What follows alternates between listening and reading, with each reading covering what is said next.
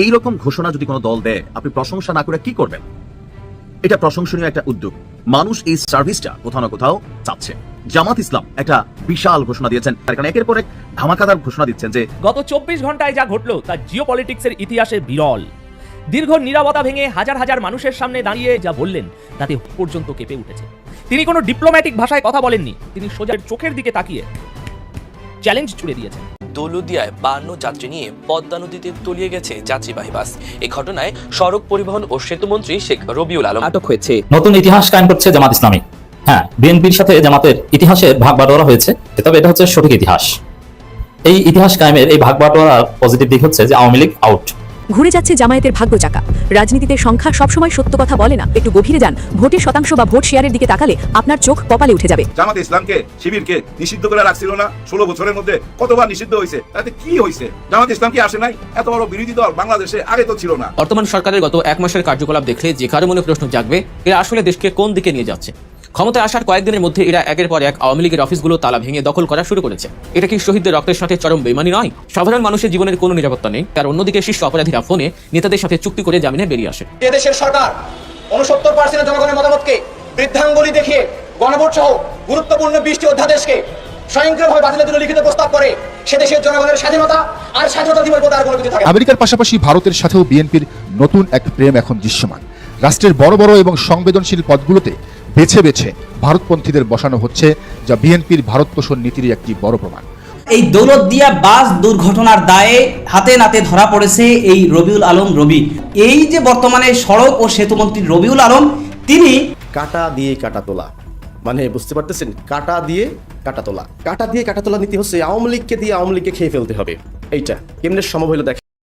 ত্রয়োদশ জাতীয় সংসদ নির্বাচনের ফলাফল ঘোষণার পর আপাত দৃষ্টিতে মনে হচ্ছে বিএনপি জোট বিশাল ব্যবধানে জিতেছে। 300 আসনের নিম্নকক্ষে তারা পেয়েছে 212টি আসন, আর জামাত জোট পেয়েছে মাত্র 77টি। খালি চোখে দেখলে মনে হবে এটি এক পেশে ফলাফল, 135টি আসনের বিশাল ব্যবধান। কিন্তু একটু গভীরে যান, ভোটের শতাংশ বা ভোট শেয়ারের দিকে তাকালে আপনার চোখ কপালে উঠে যাবে। নির্বাচন কমিশনের তথ্য বলছে বিএনপি জোট ভোট পেয়েছে 46.6%, আর জামাত জোট পেয়েছে 43.9%। পার্থক্যটা মাত্র 2.7%। অথচ সনাতন সেই ফার্স্ট পাস্ট দ্য পোস্ট পদ্ধতির কারণে এই সামান্য 2.7% ভোটের ব্যবধানে বিএনপি 135টি আসন বেশি পেয়েছে। এটি গণতন্ত্রের একটি বড় ত্রুটি হিসেবে বিশ্বজুড়ে স্বীকৃত। যখন 2.7% ভোটের ব্যবধান সংসদীয় আসনে প্রায় দ্বিগুণ ব্যবধান তৈরি করে, তখন তাকে আর প্রকৃত জনমতের প্রতিফলন বলা কঠিন হয়ে পড়ে। কিন্তু বাংলাদেশের রাজনীতির ইতিহাসে এই প্রথম একটি কাঠামোগত পরিবর্তন আসতে যাচ্ছে। সুখবর হলো, গণভোটে হ্যাঁ জয়ী হওয়ায় এবার সংসদে থাকছে উচ্চকক্ষ বা আপার হাউস, আর সেখানেই জামাত তাদের প্রকৃত শক্তির জানান দিতে যাচ্ছে। আজকের পর্বে আমরা এই গাণিতিক সমীকরণ বা ইলেকটোরাল ম্যাথ বিশ্লেষণ করব। দেখার চেষ্টা করব কিভাবে মাত্র 77টি আসন নিয়েও জামাত জোট সংসদে বিএনপির সমান্তরাল শক্তি হিসেবে আবির্ভূত হতে যাচ্ছে। প্রথমেই বুঝতে হবে কেন নিম্নকক্ষে এমন ফল হলো। বাংলাদেশের প্রচলিত নিয়মে যে প্রার্থী একটি ভোট বেশি পান তিনি এমপি হন। একে বলা হয় উইনার টেক্স অল মডেল। বাকি সব ভোট বাতিল বা মূল্যহীন হয়ে যায়। এর ফলে জামাত জোট 43.9% মানুষের সমর্থন নিয়েও মাত্র 77টি আসন পেয়েছে, অর্থাৎ প্রায় 44% মানুষের কণ্ঠস্বর সংসদে সংকুচিত হয়ে গেছে।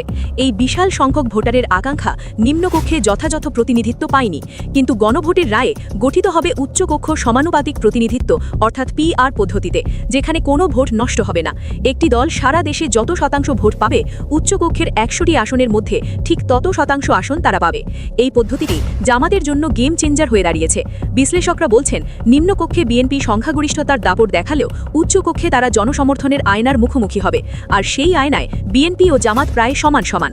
আসুন এবার অঙ্কটা মেলানো যাক। উচ্চকক্ষের মোট আসন 100টি। প্রথমেই জামাত জোটের হিসেব দেওয়া যাক। তারা ভোট পেয়েছে 43.9%।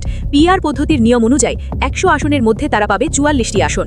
এরপর বিএনপি জোটের হিসেব, তারা ভোট পেয়েছে 46.6%, অর্থাৎ 100 আসনের মধ্যে তারা পাবে 47টি আসন। এবার দুটি দলের পার্থক্যে আসা যাক। নিম্নকক্ষে যেখানে পার্থক্য ছিল 135টি আসনের, উচ্চকক্ষে সেই পার্থক্য নেমে এসেছে মাত্র 3টি আসনে। এখানে বিএনপি 47 এবং জামাত 44টি আসন। বাকি প্রায় 9% ভোট যারা পেয়েছে, অর্থাৎ অন্যান্য ছোট দল, তারা পাবে বাকি 9টি আসন। এই ক্ষুদ্র ব্যবধানই প্রমাণ করে যে মাঠের রাজনীতিতে কেউ কাউকে এক চুল ছাড় দিতে রাজি নয়। এর রাজনৈতিক তাৎপর্য বা পলিটিক্যাল ইমপ্লিকেশন অত্যন্ত গভীর, যার কারণ হিসেবেই জুলাই সনদ গণভোট নিয়ে তালবাহানা শুরু করেছে বিএনপি। উচ্চকক্ষে বিএনপির ৪৭টি আসন কোনো বিল পাশ করার জন্য যথেষ্ট নয়, কারণ কোনো আইন পাশ করতে হলে অন্তত ৫১টি ভোটের প্রয়োজন। বিএনপিকে বিল পাশ করতে হলে হয় জামাতের সমর্থন লাগবে অথবা ওই ছোট দলগুলোর সমর্থন লাগবে। নিম্নকক্ষে বিএনপি ২১২ আসন নিয়ে যে কোনো আইন বা সংবিধান সংশোধনের প্রস্তাব আনতে পারে। সেখানে জামাতের ৭৭ জন এমপি হয়তো খুব বেশি বাধা দিতে পারবেন না, কিন্তু সেই বিল যখন চূড়ান্ত অনুমোদনের জন্য উচ্চকক্ষে যাবে তখনই আসল খেলা শুরু হবে। উচ্চকক্ষে বিএনপি ৪৭ এবং জামাত ৪৪ আসন, যা প্রায় সমান সমান। কেউই এখানে এককভাবে ৫১টি আসন পায়নি। যদি জামাত মনে করে কোনো বিল জনস্বার্থ বিরোধী বা তাদের আদর্শের পরিপন্থী, তবে তারা ভেটোও দিতে পারে বা তীব্র বিরোধিতা করতে পারে। বিএনপির ৪৭ জন সদস্য একা সেই বিল পাশ করতে পারবে না। অন্যান্য দলের ৯ জন সদস্য যদি জামাতের সঙ্গে হাত মেলায়, তাহলে অঙ্কটা হবে ৪৪ যোগ ৯ সমান ৫৩টি আসন। তাহলে বিএনপি উচ্চকক্ষ হেরে যাবে। এর মানে হলো আগামীর সরকার চাইলেই একতরফা কোনো সিদ্ধান্ত চাপিয়ে দিতে পারবে না। নিম্নকক্ষে তারা যতই শক্তিশালী হোক, উচ্চকক্ষে তাদের জামাতের সঙ্গে সমঝোতা করতেই হবে। এটি হলো চেকস অ্যান্ড ব্যালেন্সের সৌন্দর্য। এবার আলোচনা করা যাক, ছোট দলগুলো আসলেই কি কিংমেকার হতে পারবে?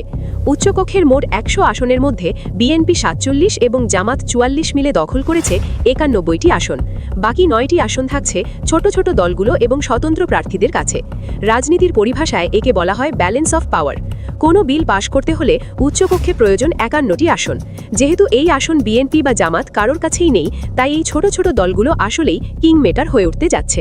তাদের সমর্থন ছাড়া কোনো পক্ষই এককভাবে কোনো সিদ্ধান্ত নিতে পারবে না। এর সঙ্গে বাংলাদেশের ইএস মিনিস্টার সংস্কৃতির অবসান ও সুস্থ বিতর্কের শুরু হতে যাচ্ছে। বাংলাদেশের সংসদে এতদিন আমরা দেখেছি সরকারি দল যা বলে তাই আইন হয়ে যায়। বিরোধী দল না বললেও সংখ্যার জোরে বিল পাশ হয়ে যেত। একে বলা হয় ব্রুট মেজরিটি বা পাশবিক সংখ্যাগরিষ্ঠতার দাপট। কিন্তু উচ্চকক্ষ এই দাপট চিরতরে বন্ধ করে দেবে। নিম্নকক্ষে বিএনপি ২১২ ভোটে হয়তো কোনো বিতর্কিত আইন পাশ করে ফেলল, কিন্তু সেই আইন যখন উচ্চকক্ষে আসবে তখন জামাত এবং ছোট দলগুলো মিলে তা আটকাতে পারবে। তখন বিএনপিকে বাধ্য হয়ে জামাতের সঙ্গে টেবিলে বসতে হবে। তাদের বলতে হবে, আসুন আমরা আলোচনা করি, বিলে কি কি পরিবর্তন করলে আপনারা সমর্থন দেবেন। এই যে আলোচনা, এই যে সমঝোতা, এটি গণতন্ত্রের প্রাণ। এর ফলে সংসদে আর তড়িঘড়ি করে কোনো কালো আইন পাশ হবে না। প্রতিটি আইন পুঙ্খানুপুঙ্খভাবে যাচাই বাছাই হবে। সংসদে ফিরবে যুক্তিতর্ক ও বিতর্কের স্বর্ণযুগ। এই নির্বাচনের ফলাফল আমাদের চোখে আঙুল দিয়ে দেখিয়ে দিল সনাতন নির্বাচনী পদ্ধতি অর্থাৎ এফপিটিপি কতটা ত্রুটিপূর্ণ হতে পারে। মাত্র ২.৭% ভোটের ব্যবধানে বিএনপি পেয়েছে ১৩৫টি অতিরিক্ত আসন। এটি কি প্রকৃত অর্থে ইনসাফ বা ন্যায়বিচার? সাধারণ মানুষের ভোটের মূল্যায়নে এই বিশাল ব্যবধান কাম্য নয়, কিন্তু উচ্চকক্ষ সেই অন্যায়ের প্রতিকার করেছে। পিআর বা সমানুপাতিক পদ্ধতির কারণে জামাত জোট তাদের ৪৩.৯% ভোটের পূর্ণ মর্যাদা পেয়েছে। নিম্নকক্ষের ২১২ আসন আসলে একটি ইলিউশন বা গাণিতিক বিভ্রম মাত্র। উচ্চকক্ষের ৪৭ বনাম ৪৪ই হল মাঠের আসল চিত্র, যা জনসাধারণের প্রকৃত মেরুকরণকে ফুটিয়ে তোলে। জামাত কর্মীরা হয়তো নিম্নকক্ষের ফল দেখে প্রাথমিকভাবে হতাশ হতে পারেন, কিন্তু উচ্চকক্ষের এই ফলাফল তাদের জন্য একটি বিশাল মোরাল ভিক্টরি বা নৈতিক বিজয়। এটি প্রমাণ করে জনসমর্থনের দিক থেকে জামাত এখন বিএনপির সমান্তরাল শক্তি হিসেবে আবির্ভূত হয়েছে। রাষ্ট্র পরিচালনার চাবিকাঠি এখন আর এককভাবে কোনো একটি দলের হাতে নেই, তা এখন জনগণের প্রতিনিধিদের মধ্যে ভাগ হয়ে গেছে। এখন প্রশ্ন হলো, সরকার কি একনায়কতন্ত্রে যাবে, নাকি একনায়কতন্ত্রের পথ চিরতরে বন্ধ হয়ে গেছে? উচ্চকক্ষের এই সমীকরণ নিশ্চিত করেছে যে সরকার চাইলেও স্বৈরাচারী হতে পারবে না। সংবিধান সংশোধন বা গুরুত্বপূর্ণ নীতি নির্ধারণের ক্ষেত্রে উচ্চকক্ষের বড় ভূমিকা থাকবে। বিএনপি এবং জামাত মিলে যদি একমত না হয়, তবে সংবিধানের একটি কমাও পরিবর্তন করা সম্ভব হবে না। এটি বাংলাদেশের জন্য একটি বড় স্বস্তির খবর, কারণ অতীতে আমরা দেখেছি কিভাবে সংখ্যাগরিষ্ঠতার দাপটে সংবিধানকে ব্যবচ্ছেদ করা হয়েছে। জুলাই বিপ্লবের মূল স্পিরিট বা চেতনা ছিল ক্ষমতার ভারসাম্য এবং জবাবদিহিতা। উচ্চকক্ষের এই ফলাফল সেই ভারসাম্যই গাণিতিকভাবে নিশ্চিত করেছে। এখন থেকে সরকারকে প্রতিটি পদক্ষেপ ফেলার আগে বিরোধী দলের কথা গুরুত্ব দিয়ে ভাবতে হবে। সংখ্যাগরিষ্ঠতার জোরে দেশ চলবে, এই মানসিকতা এখন জাদুঘরে পাঠানোর সময় এসেছে। উচ্চকক্ষের এই ফলাফল কেবল জামাতের জয় নয়, এটি বাংলাদেশের প্রতিটি সাধারণ ভোটারের জয়। আপনার ভোটটি নিম্নকক্ষে গিয়ে হয়তো কোনো এমপি বানাতে পারেনি, কিন্তু উচ্চকক্ষে গিয়ে তা ঠিকই একজন যোগ্য প্রতিনিধি তৈরি করেছে। জামাত জোটের এই বাজিমাত প্রমাণ করে সংখ্যা এবং পদ্ধতির সঠিক প্রয়োগ হলে সংখ্যার খেলা উল্টে দেওয়া যায়। সংসদে এখন আর একতরফা মনোলগ হবে না, হবে ডায়লগ বা দ্বিপাক্ষিক আলোচনা। আগামীর বাংলাদেশ দেখবে এক নতুন রাজনৈতিক সংস্কৃতি, যেখানে সংখ্যা নয়, যুক্তি এবং জনস্বার্থই হবে শেষ কথা। ক্ষমতার কেন্দ্রবিন্দু এখন আর একজনের হাতে বন্দী নয়, বরং তা ছড়িয়ে পড়েছে জনগণের প্রকৃত আস্থার ভিত্তিতে। প্রিয় দর্শক, আপনার কি মনে হয়, উচ্চকক্ষের এই গাণিতিক ভারসাম্য কি সরকারকে সঠিক পথে রাখতে পারবে? ছোট দলগুলো কি সত্যিই নিরপেক্ষ এবং দেশপ্রেমিক ভূমিকা পালন করবে, নাকি তারাও সুবিধার রাজনীতিতে নামবে? বিএনপি ও সালাউদ্দিন আহমেদের সংবিধান প্রজেক্ট অথবা সংবিধান মারানি প্রজেক্ট জয় বাংলা হয়ে গেছে। দর্শক, এটা জামাতের একটা বিরাট বিজয়। বিএনপি ধরা খেয়েছে, নিজেদের অস্ত্র নিজেদের গায়ে এসে পড়েছে, ব্যাকফায়ার করেছে। আপনারা জানেন যে বিএনপি একজন নেতা আছেন, স্বরাষ্ট্রমন্ত্রী, যাকে অনেকে শিলং সালাউদ্দিন বলে। এই সালাউদ্দিন আহমেদ, তাকে আমি বলি সংবিধান মারানি। কথায় কথায় বাংলাদেশের জনগণের আকাঙ্ক্ষাকে ওভারলুক করে ভারতীয় 72-এর সংবিধান জনগণের উপর চাপিয়ে জুলুম করার চেষ্টা করেন এই সালাউদ্দিন আহমেদ। এই সংবিধানের দোহাই দিয়ে শহীদদের রক্ত এবং জুলাই চেতনা ধামাচাপা দেওয়ার চেষ্টা করেন। এই জন্য সংবিধান এখন বাংলাদেশে ট্রলযোগ্য। সংবিধান এখন বাংলাদেশে হাসি তামাশার উপাদান। এখন গার্লফ্রেন্ড, বয়ফ্রেন্ড, স্বামী স্ত্রী এই সংবিধান নিয়ে মজা করে, বলে যে তুমি যে আরেকটা প্রেম করো, এটা কি সংবিধানে আছে? এরকম নানান মজা করে। এখন এটা পরকীয়া প্রেম, ডাবল প্রেম, ত্রিভুজ প্রেম, এগুলোর রেফারেন্স পয়েন্ট হয়ে দাঁড়িয়েছে। এই সংবিধান দিয়ে দেশ চলতে পারে না। এই সংবিধান নিয়ে বিএনপি যে কতটা সংকটে পড়েছে, এটা স্বাধীনতা দিবসের দিন স্পষ্ট হয়েছে। আপনারা জানেন যে মহেশপুর উপজেলার ইউএনও তাকে বদলি করা হয়েছে। যদি বদলির ঘটনা আমি যতটুকু খোঁজ নিয়েছি এই ঘটনার সাথে সম্পৃক্ত নয়, বদলির ঘটনা আগে, কিন্তু কোইন্সিডেন্স কাছাকাছি সময় মিলে গিয়েছে। বদলির ঘটনাটা বাদ দিলাম। মহেশপুরের ইউএনও স্বাধীনতার ঘোষক জিয়াউর রহমান এটা বলেন নাই, যার ফলে বিএনপির নেতাকর্মীরা উপস্থিত, ওইখানে এমপি জামাতের এক মহিলা ইউএনও, অত্যন্ত ভালো মানুষ, আমি এটাকে চিনি, সৎ লোক, তাকে এই ইউএনওকে বিএনপি নেতাকর্মীরা চিঠি দিয়েছে, চিরকুট দিয়েছে যে স্বাধীনতার ঘোষক জিয়াউর রহমান এটা বলেন। কিন্তু তিনি নাকি সেটা বলেন নাই। তিনি নাকি বলেছেন যে সংবিধানের 6ষ্ঠ অনুচ্ছেদে স্পষ্ট লেখা আছে যে স্বাধীনতার ঘোষক বঙ্গবন্ধু শেখ মুজিবুর রহমান। সংবিধান সংশোধনের আগে আমি এটা কিভাবে বলি? একটা পর্যায়ে বিএনপির লোকজন স্বাধীনতা দিবসের সেই অনুষ্ঠান বর্জন করেছে, তারা সেখান থেকে রাগ হয়ে চলে গিয়েছে এবং একই সাথে তার পূর্বের যে বদলির আদেশ এটা জনসম্মুখে আসছে। এটা দিয়ে বিএনপির ভয়াবহ সংকট বোঝা যায়। সালাউদ্দিন আহমেদ বিএনপির সংবিধান মারানি কই গেল? এই যে স্বাধীনতা দিবসে সবাই স্বাধীনতার ঘোষক জিয়াউর রহমান বলছেন, রাষ্ট্রপতির মাধ্যমে বলিয়েছেন স্বাধীনতার ঘোষক জিয়াউর রহমান, অথচ সংবিধানে লেখা স্বাধীনতার ঘোষক বঙ্গবন্ধু শেখ মুজিবুর রহমান। এবং সংবিধান মারান, এই সংবিধানে এবং সর্বোচ্চ আদালতের রায় আছে স্বাধীনতার ঘোষক বঙ্গবন্ধু শেখ মুজিবুর রহমান, জিয়াউর রহমান নয়। সেখানে আপনি জিয়াউর রহমান, এই যে সালাউদ্দিন আহমেদ তিনি নিজেই তো বলছেন যে সংবিধানের ঘোষক মানে স্বাধীনতার ঘোষক জিয়াউর রহমান, এবং প্রথম ঘোষণা জিয়াউর রহমানের নিজের, আর দ্বিতীয় ঘোষণা ওটা হচ্ছে শেখ মুজিবের পক্ষ থেকে। শেখ মুজিবের পক্ষ থেকে স্বাধীনতার ঘোষক জিয়াউর রহমান, সেটাও বিএনপি মানেন না। একমাত্র জিয়াউর রহমানের নিজের ঘোষণা, মানে শেখ মুজিবের চাইতে জিয়াউর রহমানকে উপরে উঠাতে চায় বিএনপি, অথচ এটা সংবিধানের সাথে সুস্পষ্ট সাংঘর্ষিক। সংবিধান অনুযায়ী স্বাধীনতার ঘোষক বঙ্গবন্ধু শেখ মুজিবুর রহমান। এখন বুঝেন যে বিএনপি সংবিধান পাশা থেকে ঢুকে গেছে। মজা না? মানে আপনি মজা করার জন্য লাভ দিচ্ছেন ব্রিজ থেকে, কিন্তু খালের মধ্যে পড়ে আপনার পাশার মধ্যে বাস ঢুকে গেছে। বিএনপি অবস্থা হচ্ছে এটা, যে সংবিধান নিয়ে মজা করে, যে সংবিধানের দোহাই দিয়ে নিজেদের ক্ষমতা পাকাপোক্ত করার চেষ্টা করে। কারণ এই 72 সংবিধানের মধ্যে মধু রয়েছে, ফেসিস্ট হয়ে ওঠার মধু রয়েছে। সে মধু খাওয়ার জন্য খুব হাসি তামাশা করছে, কিন্তু বাস ঢুকে গেছে। বিএনপির অবস্থা হচ্ছে এটা। দর্শক, এখন বলেন, শুধু এটা না, এই যে বঙ্গবন্ধু শেখ মুজিবুর রহমানের ছবি টানাতে হবে সব জায়গায়, সংবিধানের 4 স্পষ্টভাবে উল্লেখ আছে। এটা কোথায় বিএনপি সেই শেখ মুজিবুর রহমানের ছবি? এই যে রাষ্ট্রপতি শাহাবুদ্দিন চুপ্পুকে সাংবিধানিক ধারাবাহিকতা রক্ষার নামে রেখে দিয়েছে, রাষ্ট্রপতি বঙ্গভবনে শেখ মুজিবুর রহমান ছবি নেই কেন? এই সংবিধান ভায়োলেট করছেন কেন? দেখেন, এইভাবে এই সংবিধান দিয়ে রাষ্ট্র চালানোই যায় না। কারণ এই সংবিধানকে জনগণ লাথি মারে, এই সংবিধানকে বিএনপি লাথি মারে, তারেক রহমান এবং রাষ্ট্রপতি চুপ্পু সবাই এই সংবিধানকে লাথি মারে, কেউ মানে না। প্রকাশ্যে সংবিধানের সাথে বিদ্রোহ করে। সেই মাল দিয়ে কি দেশ চালানো যায়? সংবিধান হবে আমাদের সবার শ্রদ্ধার পাত্র, সংবিধান হবে সার্বভৌম, সংবিধানের বাইরে আমরা কেউ যাব না। কিন্তু সেখানে সংবিধান প্রধানমন্ত্রী মানে না, প্রেসিডেন্টও মানে না। এটা বাংলাদেশ কি তাহলে মবের মুল্লুক? এটা ক্যাওটিক একটা স্টেট।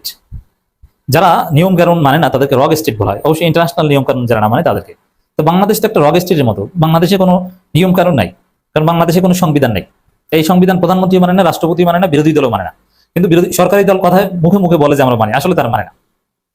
তাহলে কি দরকার? জরুরি ভিত্তিতে সংবিধান সংস্কার পরিষদের সভা আহ্বান করে নতুন সংবিধান গ্রহণ করা দরকার জুলাই সনদের ভিত্তিতে।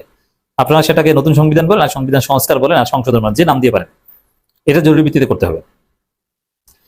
তো দর্শক, এই বাকশালী সংবিধান বিএনপি টিকিয়ে রাখতে চায়, এবং এগুলো করতে যে কতটা সংকটে আছে, এই ইউনের যে ঘটনা, ইউনের যে উত্তর যে সংবিধান সংশোধন করে আসেন, এটা থেকে স্পষ্ট। এর মানে এই সংবিধান মানতে গেলে বিএনপি সরকার অবৈধ, জিয়াউর রহমান অবৈধ, তারেক রহমান অবৈধ। আর জুলাই চেতনা, জুলাই সনদ এবং জনগণ গণভোট, এগুলোকে যদি আমরা কনসিডার করি, তাহলে তারেক রহমান মাননীয় প্রধানমন্ত্রী, জিয়াউর রহমান স্বাধীনতার ঘোষক, বিএনপি বৈধ, নির্বাচন বৈধ, ডক্টর ইউনূস বৈধ, সব ঠিক আছে।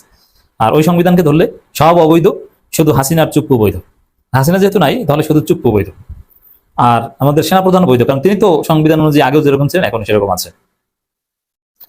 তো দর্শক, এবং এই যে সংবিধানকে নিয়ে হাস্যরস হচ্ছে, এটা এই যে স্বাধীনতার ঘোষক, এটা কি সংবিধানে রাখার বিষয়? অথচ আওয়ামী লীগ এইটা স্বাধীনতার ঘোষক, এটা সংবিধানে ঢুকিয়েছে, 7 মার্চের ভাষণ ঢুকিয়েছে। এটা তো একটা আওয়ামী সংবিধান, শেখ মুজিবের ছবি রাখতে হবে, এইটা সংবিধানে রাখার বিষয়? এটা আপনি সর্বোচ্চ কোনো একটা আইন করতে পারেন, কিন্তু আপনি সংবিধানে এমন এমন বিষয় ঢুকিয়েছেন যেটা সংবিধানকে কলঙ্কিত করেছে। এটা দলের গঠনতন্ত্র এত কিছু ঢোকে না, এটা দলের একটা প্র্যাকটিস, কাস্টমস, ওইগুলোকে সংবিধানে ঢুকিয়েছে। একটা বস্তা পচা সংবিধান, এটা কোনো সংবিধানই হতে পারে না। তো দর্শক, এই সংবিধানের বিরুদ্ধে যে যত পারেন বলেন, এই সংবিধান বিএনপি পিছু হতে বাধ্য, এবং জামাতের নৈতিক বিজয় এখানে। জামাত এই সংবিধানের বিরুদ্ধে অবস্থান নিয়ে যাচ্ছে যে এই সংবিধান দিয়ে দেশ চালানো যাবে না, এই সংবিধান জনগণের পরিপন্থী, এই সংবিধান অনুযায়ী বিএনপিরও বৈধতা নেই। তো দেখেছেন জামাতের কথা ঠিক না বেঠিক? এই সংবিধান অনুযায়ী জিয়াউর রহমানও বৈধতা পায় না, জিয়াউর রহমানের নাম নেওয়া যায় না, জিয়াউর রহমানকে স্বাধীনতার ঘোষক বলার কোনো সুযোগ নেই সংবিধান অনুযায়ী। তো জামাতের কথাই তো ঠিক। তো দর্শক, আরেকটা খবর দেখেন, মুক্তিযুদ্ধে বঙ্গবন্ধুর অবদান নেই মন্তব্য করায় বের করে দেওয়া হলো অনুষ্ঠান থেকে এক জমিয়ত নেতা, জামাত নেতা না, জমিয়ত উলামা ইসলাম। বলছি জমিয়ত উলামা ইসলাম তারা কিন্তু 1971 সালে মুক্তিযুদ্ধের পক্ষে ছিল, কিন্তু সেই জমিয়ত নেতাকে বের করে দিয়েছে কারা? জমিয়ত নেতাকে বের করে দিয়েছে আওয়ামী লীগের মুক্তিযোদ্ধারা। এখন মুক্তিযুদ্ধ মারান আর সংবিধান মারান আর আওয়ামী লীগ এভাবে সুযোগ কাজে লাগাক, বিএনপি পন্থী লোককে বের করে দেয়। জমিয়ত তো বিএনপি জোটের মিত্র, মজা না? এইভাবে বিএনপি মারা খাচ্ছে, বিএনপি জোটের মিত্রকে স্টেজ থেকে বের করে দিয়েছে, খুব মজা। পাটলের ভিতরে দুজন কুখ্যাত ব্যক্তিকে গ্রেপ্তার করেছে বিএনপি সরকার। আপনারা হয়তো এই আনন্দের ভিতরে থেকে বিষয়টি অনেকেই জেনেছেন, অনেকেই জানার সুযোগ পান নাই। এই ব্যক্তি দুটিকে, কি তাদের পরিচয়, কেন তাদেরকে গ্রেপ্তার করা হলো, তাদের অতীত ভূমিকা কি ছিল, এবং সরকার যে তাদেরকে গ্রেপ্তার করেছে, এই গ্রেপ্তার করার পরে এরা কি নাটক, নাকি দুদিন পরে তাদেরকে ছেড়ে দেওয়া হবে? কারণ এই দুজন ব্যক্তির খুঁটি এত শক্ত যে স্বয়ং তারেক রহমানও এদেরকে আটকিয়ে রাখতে পারবেন কিনা এ ব্যাপারে যথেষ্ট সন্দেহ আছে। আমরা চলেন আল্লাহর নামে শুরু করি। অর্থাৎ ঈদ উল ফিতর অনুষ্ঠিত হয়েছে গত শনিবারে, আর সোমবারে দুজন ব্যক্তিকে আটক করা হয়েছে ডিবি পুলিশ। একজনের গ্রেপ্তারের বিষয়টি খুব বেশি জোরে সোরে উচ্চারিত হয়েছে, আর একজনেরটা একটু কম উচ্চারিত হয়েছে।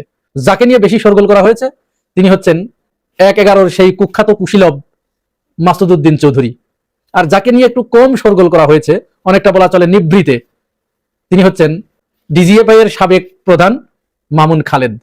এই দুই ব্যক্তি কেন এত গুরুত্বপূর্ণ হয়ে উঠলো, এই বিষয়টি একটু আপনাদের জানা দরকার। এবং তাদেরকে কি আইনের মার পেছে বিএনপি সরকার আবার বের করে আনবে, এরকম একটা জল্পনা কল্পনা কিন্তু ইতিমধ্যেই শুরু হয়েছে। কারণ বিএনপি বেশ কয়েকদিনে শেখ হাসিনার কিছু একনিষ্ঠ দোসর, যারা 5 আগস্টের পূর্ববর্তী সময়ে শেখ হাসিনার সমস্ত অপকর্মের লাইসেন্স দিয়েছিল, বৈধতা দিয়েছিল, বিএনপি জামাতকে যে হত্যা করা যায়, তারা যে কোনো মানুষ নয়, একটা তেলাপোকা বা তার চেয়েও নিকৃষ্ট কোনো প্রাণী, এই ধরনের বয়ান তারা উৎপাদন করে দিয়েছিল শেখ হাসিনাকে। আর এইগুলোতে উদ্বুদ্ধ হয়ে শেখ হাসিনা কিন্তু হত্যাযজ্ঞে মেতে উঠেছিল, এবং তারা জুলাইকে সরাসরি জুলাই সন্ত্রাসী এরকম আখ্যায়িত করেছে। তাদেরকে ইউনূস সরকার গ্রেপ্তার করেছিল কাউকে কাউকে, তারেক রহমান তাদেরকে মুক্তিই দেয় নাই, শুধু রীতিমতো তাদেরকে মুক্তি দিয়ে এনে তাদের সাথে ফোনে আবার কথা বলেছে, কুশল বিনিময় করেছে, অনেকটা এরকম যে ভাই ওরা যা করবার করেছে, আপনার সাথে তো অনেক অন্যায় হয়ে গেছে, ক্ষমা করে দেবেন আমাদের। বিষয়টা এরকম। কেন এরকম করা হয়েছে? এর কারণ হচ্ছে বিএনপি, আপনারা জানেন যে তাদের ভিতরে বুদ্ধিজীবীর প্রচন্ড অভাব। তাদেরকে যে ন্যারেটিভ তৈরি করে দেবে, বুদ্ধি দিয়ে পরামর্শ দেবে, এরকম লোক বিএনপির ভিতরে নাই। তারা এই সাইডে কাজ করতে পারে নাই, এই সাইডে লোক তারা উৎপাদন করতে পারে নাই, যার কারণে এই যে বুদ্ধিজীবী খরা, এই খরাটা কাটিয়ে ওঠার জন্য তারা আওয়ামী ঘরানার ওই সমস্ত লোকদেরকে তারা প্যাট্রোনাইজ করছে, তাদেরকে সুযোগ সুবিধা দিচ্ছে এবং চেষ্টা করছে এদেরকে দিয়ে বিএনপির ন্যারেটিভ যাতে তারা তৈরি করে দেয়। এখন এতে আখেরে ফল কি হবে? আখেরে ফল কিন্তু খুব বেশি ভালো হবে না। কারণ যে আনিস আলমগীর, যে আব্দুল নূর তুষার সারা জীবন আওয়ামী গুনগান গেয়ে গেছে, মুজিবের কথা শুনলে যাদের এখনো মানে কানতে কানতে প্যান্ট কাপড় চাপড় সবকিছু নষ্ট হয়ে যায়, হাসিনার কথা শুনলে যারা এখনো আল্লাহতে গদগদ হয়ে হাসিনা যে একটা আল্লাহর ফেরেশতা এইটা মানানোর চেষ্টা করে, সেই তারা যদি বিএনপির পক্ষে এসে গুরুত্বপূর্ণ পদেও বসে যায় অনেক সময়, অনেক ক্ষেত্রে আমরা দেখেছি, তাহলে বিএনপির অবস্থা কি হবে এবার আপনারা একটু চিন্তা করুন। যাই হোক, তো মামুন খালেদ এবং মাসুদউদ্দিন চৌধুরী এদের কথা বলছিলাম। আমরা মাসুদউদ্দিন চৌধুরীকে দিয়েই শুরু করি। এই মাসুদউদ্দিন চৌধুরী তার ক্যারিয়ার শুরু হচ্ছে ত্রাণের তেল চুরির মাধ্যমে।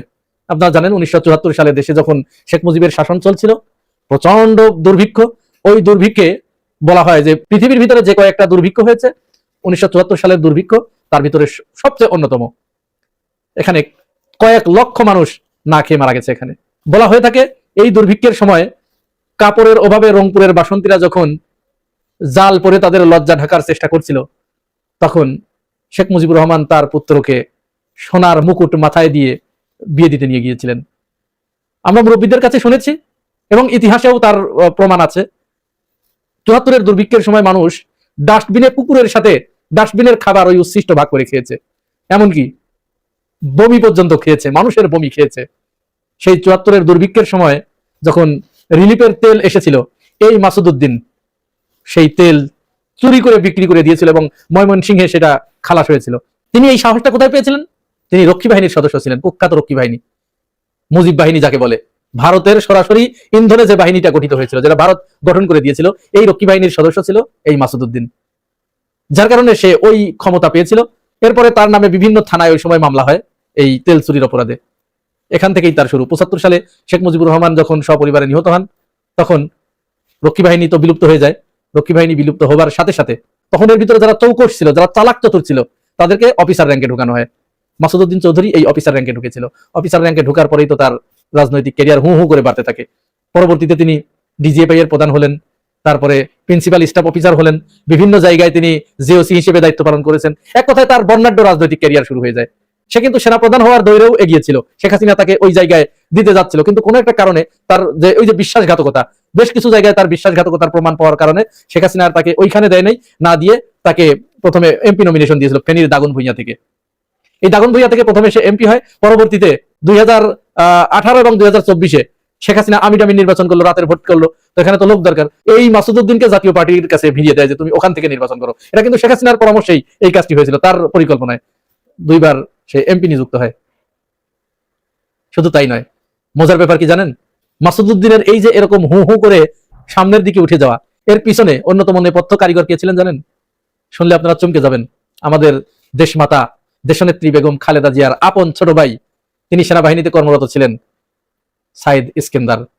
এই সাইদ ইস্কেন্দার হচ্ছে ওই মাসুদউদ্দিন চৌধুরীর আপন ভাইরা ভাই। মেলে হিসাব দেখেন কোন জায়গা থেকে কোথায় যাচ্ছে, আপন ভাইরা ভাই। তো এই লোকটা সেনাবাহিনীতে সাইদ ইস্কেন্দারের, যেহেতু বিএনপি সরকার ক্ষমতায়,